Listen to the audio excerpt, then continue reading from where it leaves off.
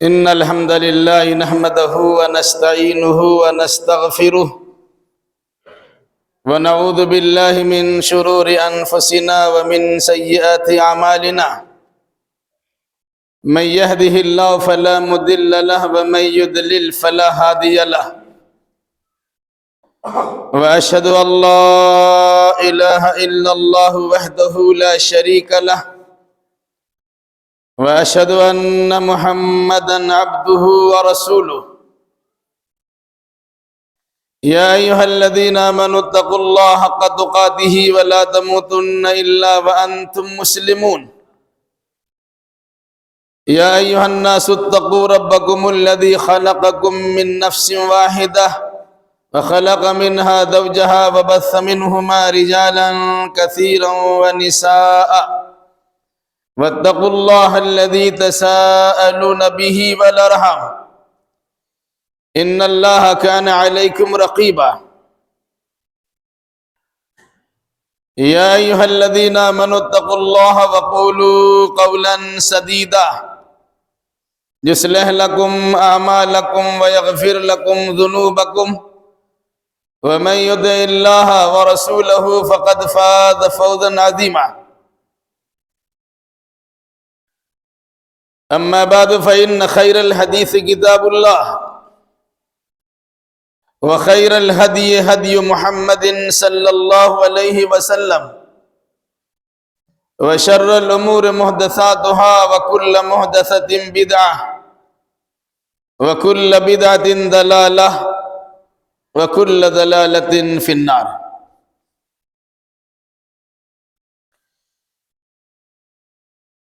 بزرگوں، نوجوان ساتھیوں،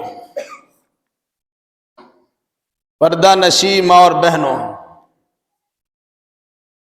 ابھی جو خطبہ آپ کے سامنے پڑھا گیا ہے، عام طور سے نکاح کے موقع پر یہ خطبہ پڑھا اور سنا جاتا ہے۔ ویسے اللہ کے نبی صلی اللہ علیہ وسلم کا دستور تھا کہ آپ ہر وعد و نصیحت کی مجلس میں پہلے یہ خطبہ پڑھتے تھے اور پھر اس کے بعد حالات کے مناسبت سے آپ بیان فرمایا کرتے تھے۔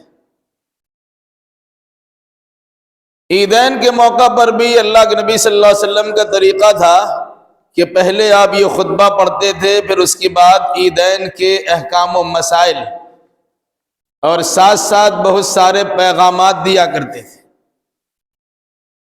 جمعہ کے دن بھی رسول اکرم صلی اللہ علیہ وسلم پہلے یہ خطبہ پڑھتے تھے اور پھر اس کے بعد حالات حاضرہ پر یا سیاست حاضرہ پر سیر حاصل خطاب فرمایا کرتے تھے۔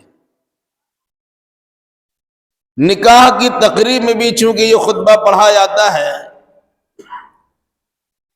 پوری دنیا میں ایک دستور بنا ہوا ہے کہ ایجاب و قبول سے پہلے یہ خطبہ پڑھتے یا خطبہ سنتے ہیں۔ اس خطبہ کی اہمیت کے پیش نظر رسول اکرم صلی اللہ علیہ وسلم اسے پڑھا کرتے تھے اور امت کے علماء، قاضی اور دیگر افراد پڑھا کرتے ہیں۔ میں مناسب سمجھتا ہوں کہ بالکل ہی اختصار کے ساتھ اس خطبہ کا مفہوم آپ کے سامنے رکھ دیا جائے تاکہ یہ سمجھنے میں آسانی ہو کہ دین کی بنیادی باتوں سے اللہ کے نبی صلی اللہ علیہ وسلم نے کسی بھی مجلس کو محروم نہیں رکھا تھا۔ اگر کوئی انسان اس خطبہ مسنونہ کو اپنی زندگی کا دستور و منشور متعین کر لے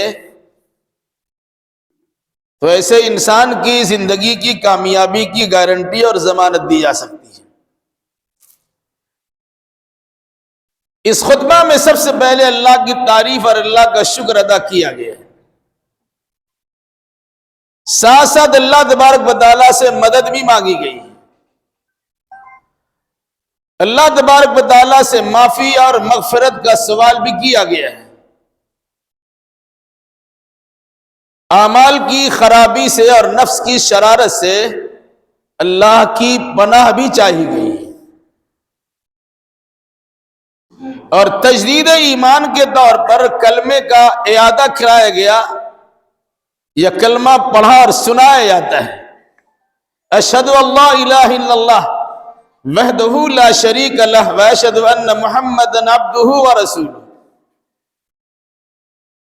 صرف دلہا کو کلمہ پڑھنے نہیں کہا جاتا یا دلہن کو کلمہ پڑھنے نہیں کہا جاتا، بلکہ پورے مجمع میں اس کلمے کا اظہار ہوتا ہے تاکہ انسان اپنے ایمان کی تجدید کر لے اور اپنا ایمان نیا بنا لے۔ میں گواہی دیتا ہوں کہ اللہ کی سوا عبادت کے لائق کوئی نہیں ہے، وہ اکیلا، اس کا کوئی شریک نہیں ہے، اور میں گواہی دیتا ہوں کہ محمد صلی اللہ علیہ وسلم اللہ کے بندے اور اس کے رسول ہیں۔ اس کے بعد ہدایت و ضلالت سے متعلق ایک خاص بات بیان کی گئی ہے کہ ہدایت دینا بھی اللہ کا کام ہے اور ہدایت سے محروم کر دینا بھی اللہ ہی کے کام ہے۔ اگر کسی انسان کو اللہ ہدایت دینا چاہتا ہے تو دنیا کے سارے انسان نما شیطان یا انسان اسے بہکا نہیں سکتا، اور اگر اللہ تبارک و تعالی ہی نے کسی انسان کے لیے ہدایت کا دروازہ بند کر دیا ہو تو انبیاء و مرسلین ہو یا مبلغین و مصلحین ہو، اس آدمی کی نہ اصلاح کر سکتا ہے نہ ہدایت کے راستے پہ لگا سکتا ہے۔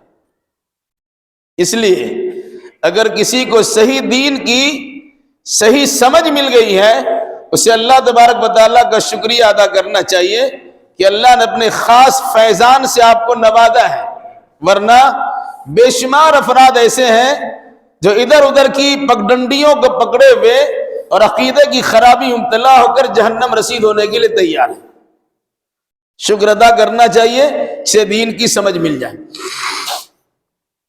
قرآن مقدس کی مختلف 3 جگہوں سے 4 آیات کریمہ بھی پڑھی جاتی ہیں۔ ان آیتوں میں بطور خاص اللہ سے ڈرنے کا حکم دیا گیا ہے۔ سورہ آل عمران کی ایک آیت پڑھی جاتی جس میں اللہ تبارک و تعالیٰ نے ایمان کے دعویداروں کو مخاطب کرتے ہوئے اللہ سے اتنا ڈرنے کا حکم دیا ہے جتنا اللہ سے ڈرنے کا حق ہے، اور کوئی انسان اللہ سے ڈرنے کا حق اس وقت تک ادا نہیں کر سکتا ہے جب تک کہ اس کی پوری زندگی مکمل اسلام کے سانچے میں ڈھلی بھی نہ ہو۔ اس لیے فرمایا گیا، یاد رکھنا جب کبھی اور جہاں کہیں تمہاری موت واقع ہو تو مسلمان ہونے کی حالت موت آئے۔ دوسری آیت کریمہ پڑھی گئی جو سورہ نساء کی پہلی آیت ہے، جس میں اللہ تبارک و تعالیٰ نے سارے انسانوں کو مخاطب کرتے ہوئے اللہ سے ڈرنے کا حکم دیا ہے اور رشتہ داری کا خاص خیال کرنے کی تاکید بھی کی ہے۔ یاد دلایا انسان دنیا میں آیا کیسے؟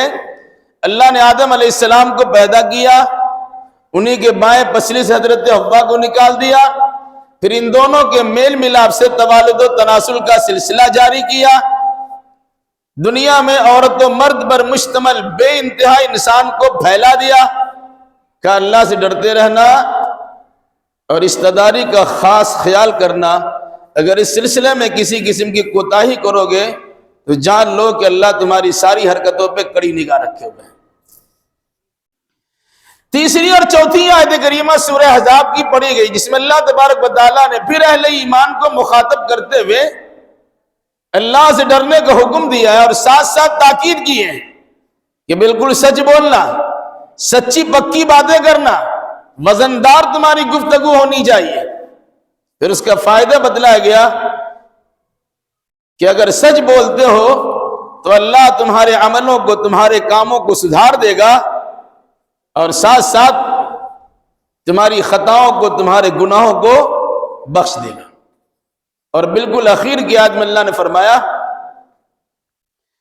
کہ جو انسان صرف اللہ کی عبادت کرتا ہے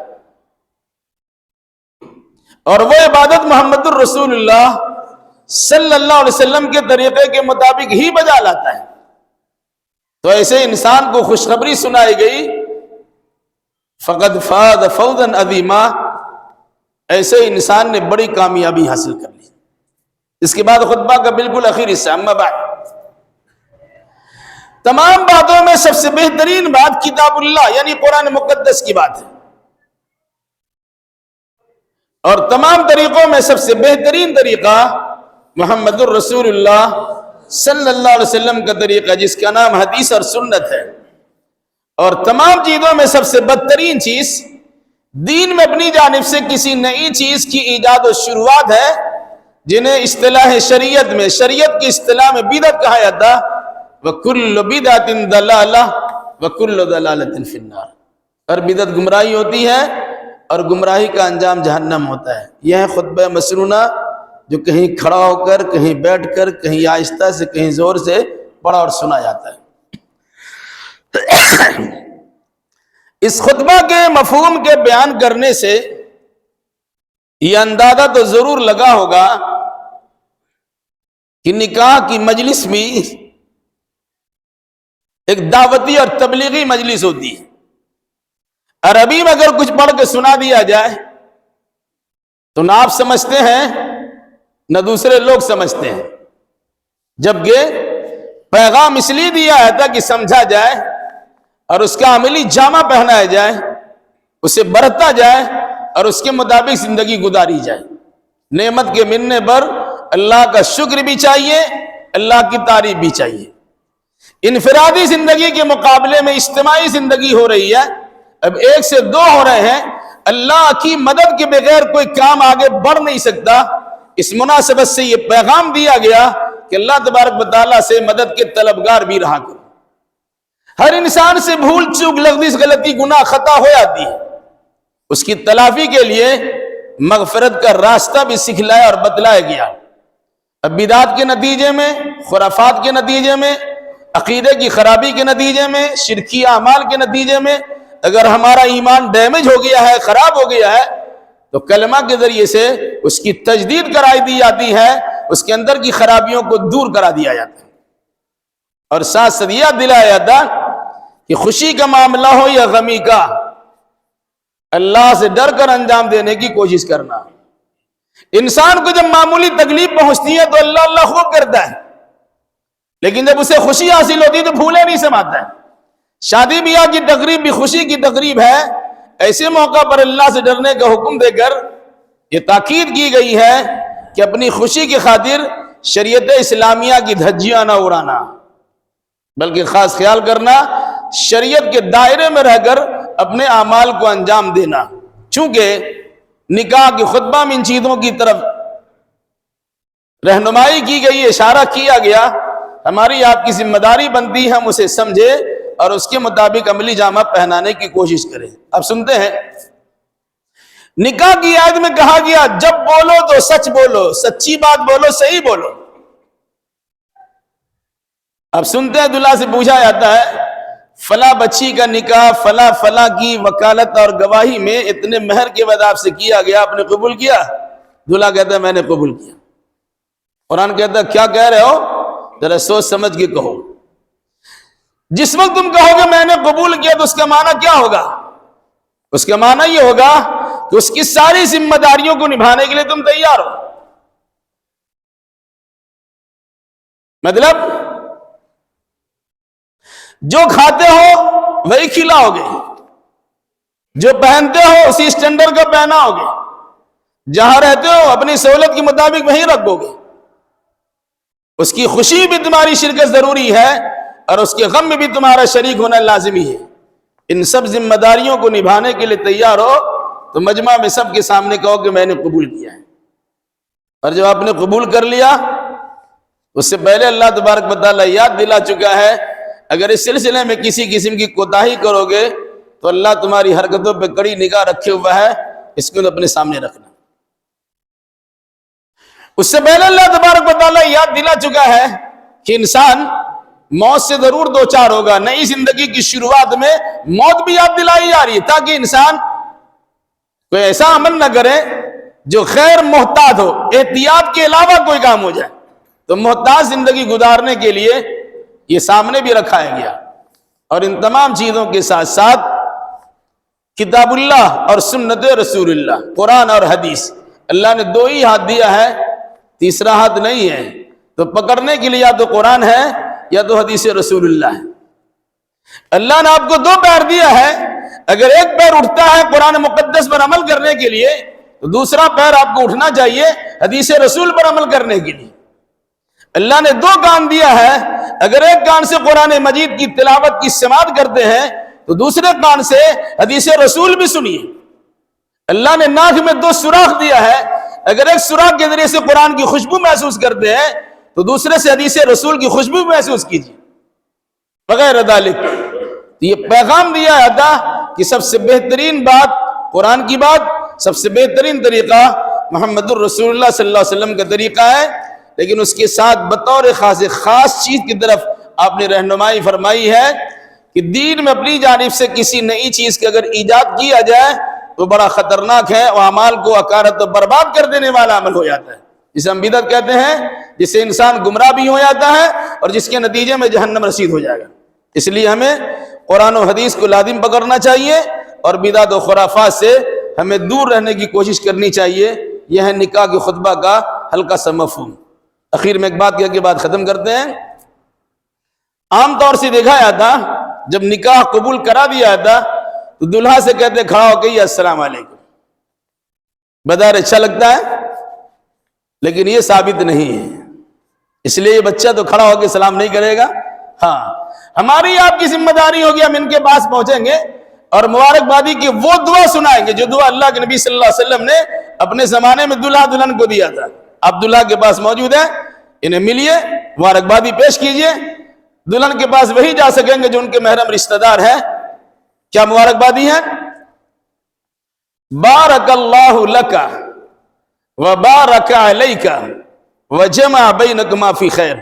اللہ تم کو برکت دے، تم پر برکت کی برکھا برسا دے اور خیر اور دین کے معاملات میں تم دونوں کے دلوں کو جوڑ کے رکھے۔ کتنی زبردست دعا ہے۔ اللہ تعالیٰ سے دعا کیجئے اللہ اس نکاح کو مسعود و میمون اور بابرکت بنا دے، ان دونوں کے دلوں میں الفت و محبت پیدا کر دے، دونوں خاندان میں الفت و محبت کے جوت جگا دے۔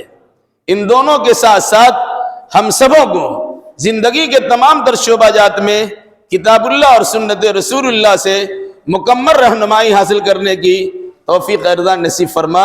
اقول قولی ھذا واستغفر اللہ لی ولکم ولسائر المسلمین وآخر دعوانا ان الحمد للہ رب العالمین۔ چلو زور سے کہنا پڑے گا۔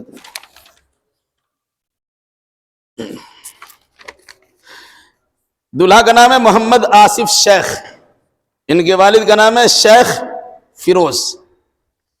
لڑکی کا نام ہے، دلہن کا نام ہے عائشہ انجم، ان کے والد کا نام ہے محمد امان اللہ۔ وکیل میں ہے محمد اعجاز، ان کے والد کا نام ہے محمد نسیم مرحوم۔ ایک گواہ ہے محمد نعیم، ان کے والد کا نام ہے محمد غلام رسول مرحوم۔ دوسرے گواہ ہے محمد انعام الدین، ان کے والد کا نام محمد شہاب الدین مرحوم۔ مہر ہے 40,000 روپیے سے تیار کردہ کان کا زیور۔ عزیزہ عائشہ انجم بنت محمد امان اللہ سلمہ جناب محمد اعجاز صاحب کی وکالت میں اور جناب محمد نعیم اور جناب محمد انعام الدین صاحبان کی شہادت و گواہی میں حاضرین مجلس کے سامنے 40,000 روپیے سے تیار کردہ زیور کی شکل میں مہر کے عوض آپ کی زوجیت میں عائشہ انجم کو میں نے دیا۔ آپ نے قبول کیا؟ میں نے قبول کیا۔ ذرا زور سے کہیے۔ میں نے قبول کیا۔ سن لیا بھائی؟ چلیے آئیے۔ بارک اللہ لک وبارک علیک وجمع بینکما فی خیر۔ اللہ برکت دے، برکت کی مسلادھار بارش برسائے اور خیر دین کے معاملات میں آپ دونوں کے دلوں کو جوڑ کے رکھے۔ آمین کہہ دیجئے۔ چلیے مبارکباد دیجیے۔